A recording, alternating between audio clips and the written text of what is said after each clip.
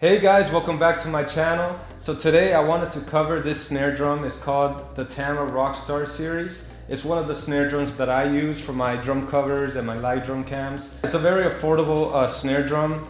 It only cost me $100 at the time when I bought it, but I think it's going for around that same price. So I just wanted to play it for you guys and see what you guys think of it. I'm gonna be playing it in 3 different tunings, as the same video that I did before with the Spawn snare drum. If you haven't checked that one out, I'll leave it at the end of the video. I'm gonna start playing the snare drum now. Let me know in the comment section below what you think of it. I'll be waiting there for you.